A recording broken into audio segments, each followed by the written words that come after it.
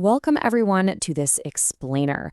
I am absolutely thrilled to jump into this material today because we are looking at a question that so many of us ask.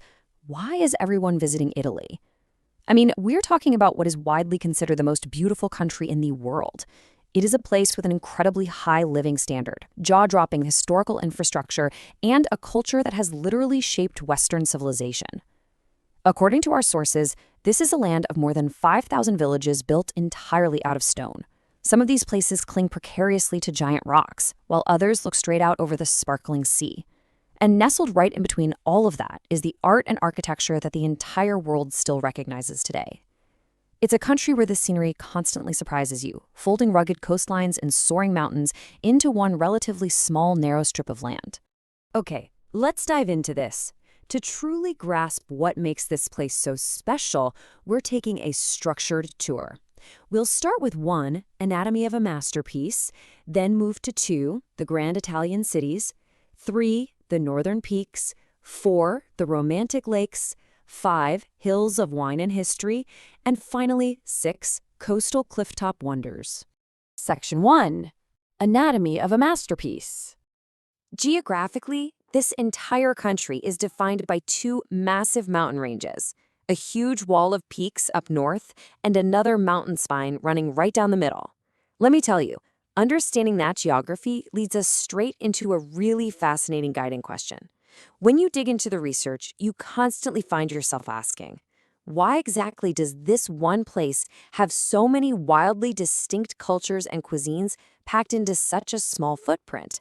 Like, why does the local dialect, the patron saint, and the entire vibe of a village festival completely change when you just travel a few miles down the road? Well, here is the huge historical takeaway that perfectly answers that. Until 1861, the nation as we know it today simply did not exist. Actually, scratch that. It was basically the opposite of a unified nation. It was this fierce, deeply divided mosaic of rival city-states, duchies, and kingdoms. Because they were constantly fighting or competing with one another, each little state built its own fortified center, almost always perched high up on a hill, so they could spot enemies coming from miles away. They literally built their own walls, commissioned their own local artists, and constructed their homes using whatever specific local stone was right under their feet. So this extreme historical fragmentation, that is the absolute core reason for the extreme regional diversity and the rich culture you see today. Section 2, the Grand Italian Cities. First only, we will discuss the main cities. Those intense historical rivalries we just talked about, they directly fueled the creation of these distinct cultural powerhouses. Let's start with Venice. The infrastructure here is just mind-boggling.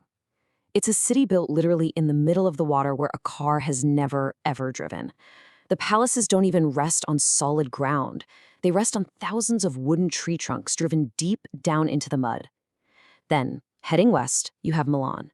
This is the undisputed capital of fashion and a hub for a very high living standard, where people dress up just to go grab a coffee at the local bar. Its iconic Duomo is made entirely of white marble, boasting 135 spires topped by a golden statue. Drop further south down to Rome, the Eternal City, which has quite literally outlived empires. You've got the Colosseum, which used to hold 50,000 people, still standing right there in the middle of modern city traffic. And the Pantheon, where an open hole in the ceiling means it literally rains inside the building. Incredible ancient infrastructure. And then there's Naples. Completely different vibe. It lives this wonderfully frenetic life at the foot of an active volcano, with miles of ancient underground tunnels dug straight into the Yellowstone. It's chaotic, it's loud, and yes, it is the absolute glorious birthplace of pizza, which the locals actually eat standing up, folded into quarters. The wild contrast continue when we look at Florence, Verona, and Turin. Florence is the ultimate cradle of the Renaissance.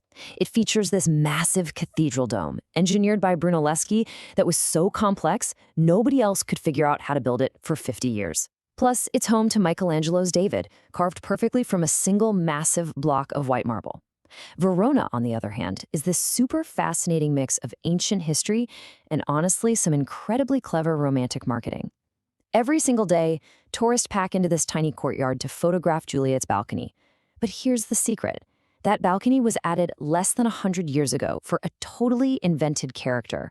Meanwhile, just a 5-minute walk away sits a genuine 2,000-year-old Roman arena that still actively hosts 13,000 people for summer operas. Talk about lasting infrastructure. Finally, we have Turin. It was the very first capital of the modern country, and it feels incredibly regal.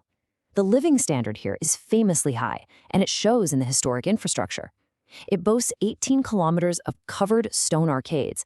That means you can walk across half the city in a pouring rainstorm without ever opening an umbrella. It's also where locals sip this brilliant mix of hot coffee and hot chocolate that you just have to try. Section 3. The Northern Peaks. So you might be wondering, where did all the raw materials to build those grand cities actually come from? Well, I love this specific detail from the source material. It beautifully describes the Dolomites. There are mountains that turn pink at sunset. For about 10 minutes, the rock catches fire. The locals have a specific word for this phenomenon, enrasadera. But what's truly mind-blowing here is the historical connection. Remember those thousands of tree trunks holding up the heavy stone palaces in Venice? For centuries, the timber from these exact valleys in the Dolomites was chopped down and floated along the rivers, all the way to the coast to literally build the foundations of Venice. Now, when we compare the major alpine regions, we see two entirely distinct personalities. On one side, you have the Dolomites, with those jagged, pink-hued rocks, famous loop trails, and deep valleys that transform into massive world-class ski runs in the winter. But then, over on the far northwest side, you have Aosta Valley.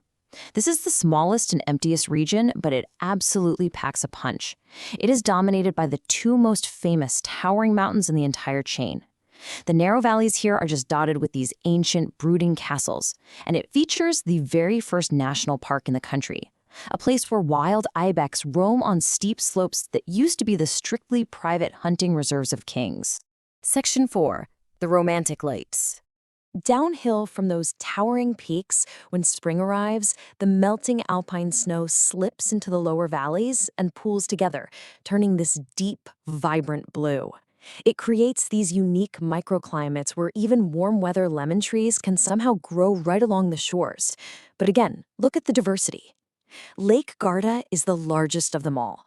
Honestly, it almost feels like a small sea. It has this very specific wind that shows up on a strict schedule every single morning, filling the entire horizon with sailboats, and the towns around it boast actual ancient Roman thermal baths.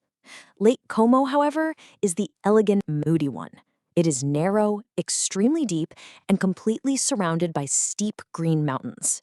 This is where you find the sprawling, impeccably manicured villas of movie stars, completely hidden behind giant iron gates. Despite their stark physical differences, both Lake Garda and Lake Como have served as the ultimate retreats for newlyweds and anyone looking for a high living standard escape for over 2 centuries. Section 5. Hills of Wine and History. Moving away from the water, we enter rural landscapes that have been deeply, beautifully shaped by centuries of human cultivation. The sources highlight 3 incredibly distinct areas here that just define the culture. First, the Langhe. These are rolling, foggy hills planted entirely with vines as far as your eye can see. They produce some of the most sought-after, expensive wines in the world. Not to mention, the hidden forests in the Langhe are famous for white truffles that literally sell for their weight in gold. Next, we have Val d'Orcia.